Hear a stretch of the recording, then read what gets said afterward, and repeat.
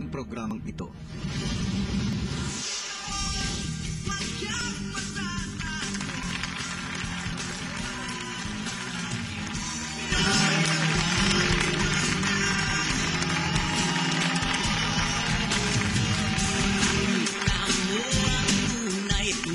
Hello Philippines and hello world! Ito po ang Pinoy Big Brother Season 2, The Secret Housemates Special Eviction Night. Live na live mula sa Eviction Hall. Sa gabing ito ay malalaman na nating lahat kung sino kina Bodhi, Jeremy, Maricris at Micah ang karapat-dapat na tawagin na 13th and 14th housemate. Bilang na ho ang kanilang mga oras, kaya naman kayo pong lahat ay iniimbitahan namin na iboto kung sino sa tingin ninyo ang karapat-dapat.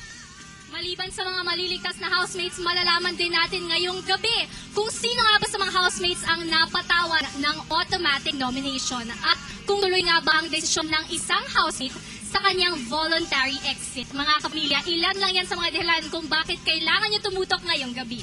At syempre, nariyan din ang mga nabitin nating kwento tungkol sa ating mga housemates. Sino-sino kaya sa kanilang nagkabati at sino-sino kaya sa kanilang nagkaroon ng samaan ng loob. Asahan nyo ang isa na namang roller coaster of emotions ngayong gabi. Matindi na po ang emosyon na nagaganap dito sa Eviction Hall. At alam kong matindi na rin ang nararamdaman ng ating dating apat na secret housemates. Kaya naman mga kapamilya, samahan nyo akong lahat dahil sa puntong ito ay pakamustahin na natin sila.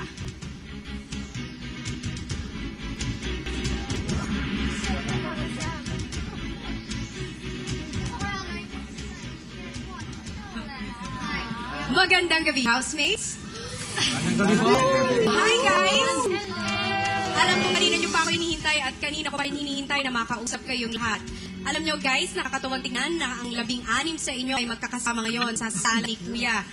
Pero unfortunately, ito na rin ang huling pagkakataon na makikita namin kayong lahat na magkakasama dahil sa gabing ito, dalawa sa ating dating secret housemates ang mamamaalam. Bodhi, Jeremy, Maricris at Micah. Kamusta ang inyong nararamdaman? Any one of you can answer.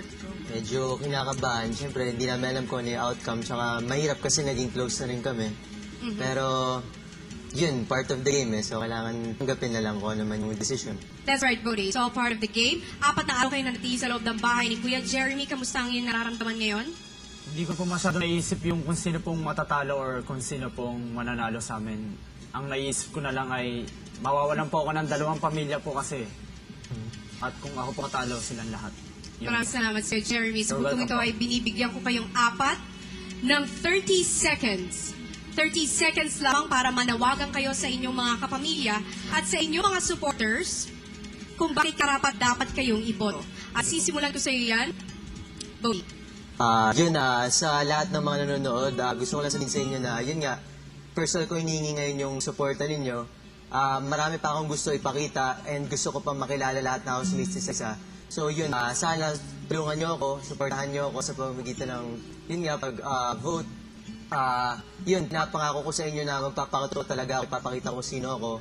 And yun, hindi talaga ako susuko, ready ako sa lahat ng challenges. So yun, sana bigyan nyo ako ng chance na ipakita yun. And yun, sana bigyan nyo pa ako, parang mas bigyan nyo ng chance na mas makilala nyo pa ako. Maraming salamat sa iyo, Bodhi. Jeremy? Opo. Sana po iboto niyo po ako. Dahil po marami pa po akong gustong pong ipakita po, hindi lang po sa Pilipinas, kundi po sa pinanggalingan ko po sa Japan. Na kahit sino po pwede pong mangarap at kung mangarap po tayo ay maabot po din natin. Hindi po kasi may mataas or mababa po sa tao. Gusto ko lahat po pantay-pantay. Sana po bigyan niyo pa po akong ng chance na makapiling pa pong iba pong naging unang barkada, naging unang pamilya na malapit po sa taong ko po. Sana po tulungan niyo po ako kasi marami pa po akong gusto pong improve sa kanila, yung mga pinag-aalang ko po, yung pagkatao ko po. Maraming salamat sa iyo, Jeremy. Maricris? Welcome po. Sige, go. 30 seconds lamang, Maricris. Just vote me kung ano po ang resulta, yun na po yun. Maraming salamat sa iyo, Maricris. Micah? Sa lahat, sa friends, sa family, at saka lalo na sa supporters ng TVB, bahala na kayo kung magugustuhan nyo ako or hindi. Maraming salamat sa inyo, dating 4 na secret housemates. And to all of you, babalikan ko kayong lahat maya-maya lamang. Salamat. Narinig na ho natin ang panawagan ng ating dating 4 na secret housemates. Nasa inyong mga kamay ang desisyon. Bianca?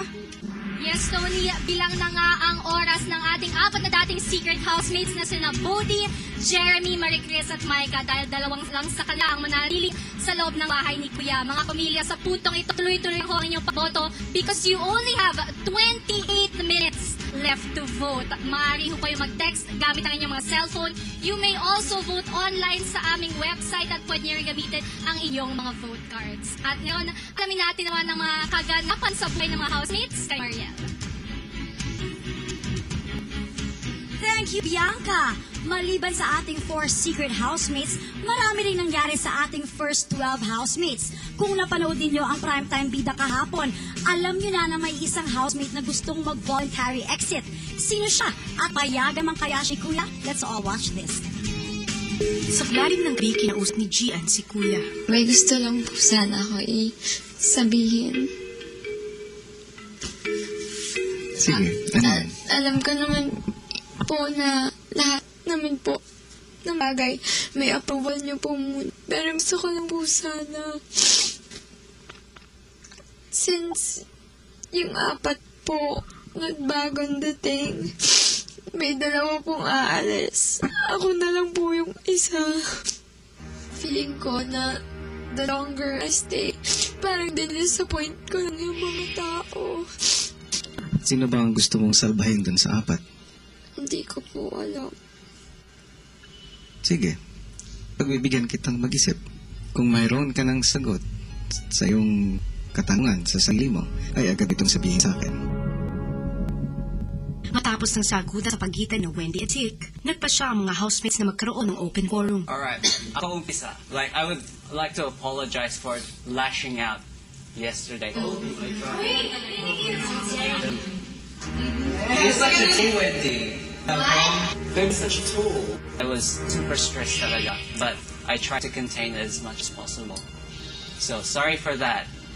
But I have no excuse for lashing out at Wendy. But the thing was, yung dating niya, it was parang rude. Sa akin, there's time to joke, and there's a time to be serious and time to be happy. Nanggaling na rin sa bibig mo, there's a time to joke. Ikaw ba, alam mo kung kailan ka lang joke? Alam mo kung kailan tama yung joke mo sa hindi? Kung ako, feeling mo, hindi ko inayos yung pagsasalita ko. Sorry, kung feeling mo gano'n. Exactly. Ikaw, meron ka din mga times na gano'n ka, and mas madalas ka, di? Naghahanap ako ng nosy. Eh, joke yun eh. Sinabi lang na parang, oh, basta pag may darating na housemates, ganito ha. Yeah, but the thing Eh, is, ikaw, how about you when you say, that's full of sa isang housemate na dumating? Alam ko kung ba't ka na-stress, naiintindihan ka, ako hindi mo alam. Pero ako na-stress din ako. And if that's your personality, I have my personality too. Naiiyak ako dahil naiiyak ako na sinabihan kita ng masakit na nakita ko yung reaction mo na naawa ako na sabi ko sana hindi ko na lang yung sinabi dahil natutuwa ako sa'yo. Wendy, come here. Ito ang lahat. Here, come here, Wendy. I'll just give you a hug. Alam mo, dapat sana ma-realize mo. No, that's alright. Shh. Pwede umiyak ka. Sige. Umiyak ka na lang. Sige. It's alright. Pwede umiyak ng todo. So, Gusto kong tumawa sa mga kwento mo, pero ayoko kasi baka isipin mo. And wala ka lang yung galit ko sa'yo. Kasi baka mawili ka. Siyempre, babae ako. Tapos isa pinapagyan mo ako. it's alright. Just umiyak ng todo. Alright. Hindi magsalita ulit. Gusto kong mag-sorry. I'm sorry, hindi ako nagpapaka-plastic. Hindi ako nagtatao-tao. Hindi ako yung pag-open up ko, hindi ako nagpipigil. Wala.